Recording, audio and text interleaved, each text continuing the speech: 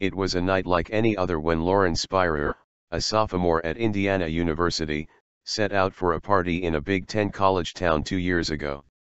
Hours later, the 20-year-old Spierer vanished, and on the second anniversary of her disappearance, the question of what befell her is as baffling as it was on June 3, 2011, the day she was reported missing.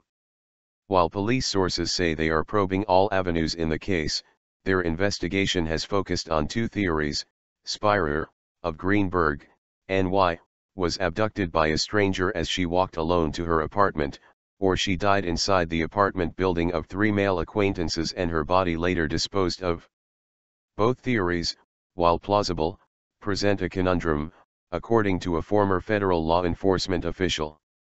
Mike Harkins, who retired from the FBI last year, called stranger abductions very rare, while also acknowledging the difficulty of concealing a body without getting caught.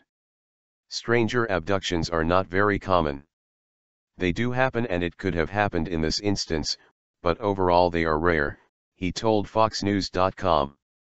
But, Harkins added, it's difficult to dispose of a body like that and then have that not be traced back to the individuals.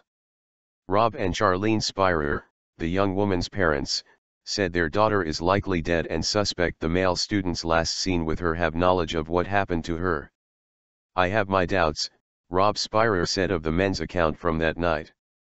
Jay Rosenbaum, Mike Beth and Corey Rossman are the last known people to see Spierer alive, according to police and the woman's family. Rossman, who claims he remembers little of what happened that night, was seen on surveillance video and by witnesses accompanying a visibly incapacitated Spierer as the two made their way from a popular bar to her apartment and then to his over the course of a few hours. According to investigators, Spierer, a fashion merchandising major, left her Smallwood apartment complex with a friend, David Ron, shortly after midnight. The two headed to Rosenbaum's apartment, where other students had gathered with ample amounts of alcohol. Spierer then left with Rossman, whom she had met a week prior at the Indianapolis 500, and walked to Kilroy's sports bar at 1:46 a.m. Spierer, who was not of drinking age, entered the popular hangout, which has a sandy, outdoor beach-like area where students often walk barefoot. At 2:27 a.m., Spierer was seen on camera leaving the bar without her shoes and cell phone and heading, with Rossman, back to her apartment complex. Upon reaching her floor at Smallwood, an altercation occurred between Rossman and another student, Zachary Oakes, according to the woman's family. Oakes, they said, punched Rossman to the floor. It's not clear what precipitated the fight, but the Spierer say they were told Oakes and others ordered Rossman to bring the inebriated woman to her room and that an exchange of angry words ensued. We have heard that Zach Oakes and 2 other boys observed Lauren and Corey and that Lauren was in bad shape and they didn't like what they observed at that point and they wanted Corey to take Lauren back to her apartment, Rob Spierer said. I believe the reason why Corey got hit was because of what they were observing as far as Lauren's condition and Corey's behavior was concerned. 12 minutes later, Rossman and Lauren left Smallwood and walked through an alleyway en route to Rossman's apartment building. Law enforcement sources told FoxNews.com that Rossman was at one point seen carrying Spierer, who appeared unable to walk. Rossman has said he lost all memory after being punched by Oakes, a claim Rob Spierer called a story of convenience. How they both got back to Corey's apartment had to be a result of the initiative of Corey and certainly not Lauren, so I don't know how bad a shape he could have been in because he was able to get both he and Lauren back to his apartment after he got hit at Smallwood, Spierer said. Many questions surround what happened next. Mike Beth, Rossman's roommate, was said to have helped him to his bed. Beth, who was working on a class assignment, then walked Spierer down the hallway to Rosenbaum's apartment. Rosenbaum, who had 2 non-students staying with him that weekend, claims he tried to convince Spierer to sleep on his couch. After she refused, according to Rosenbaum, he watched from his balcony as Spierer barefoot and without her cell phone walked home alone in the dark. The distance between the 2 apartments was approximately 6 minutes, according to police. For her to recover in such a short period of time, call it an hour or more, Doesn't make sense to me, Rob Spierer said. Sources told FoxNews.com that drugs including Xanax, marijuana and cocaine may have been used that night. Spierer, who suffered from a heart condition called long QT syndrome, was severely impaired, according to witnesses, who observed her falling multiple times and hitting her head on concrete.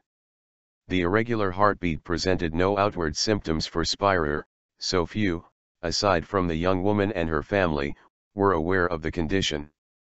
In Spierer's case, it's not clear whether her state that night was a result of her having taken drugs or been slipped a substance without her knowledge.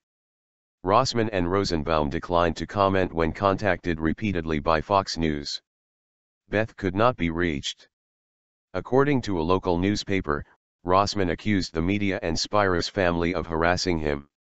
In a brief phone conversation, Rossman denied making such statements to the newspaper, calling them made up, and accused the reporter of misidentifying himself.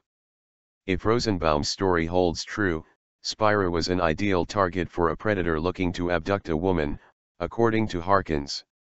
Certainly she was a very vulnerable individual, Harkins said. Her petite size, her condition she was in would have made an easy target for someone looking to commit that type of a crime.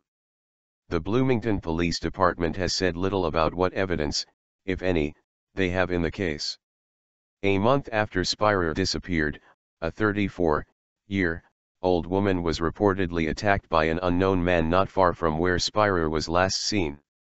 Last April, a 23-year-old man was arrested by Bloomington authorities for allegedly assaulting a young woman on a popular bike path near campus. It's not known whether police are probing possible links between the cases.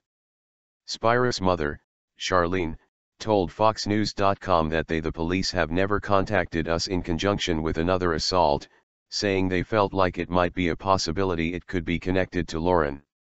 With no arrests made and no body recovered, the only remains the Spierers have are pictures frozen in time of a vivacious young woman who loved the music of the 60s and 70s, soccer and lacrosse and fashion.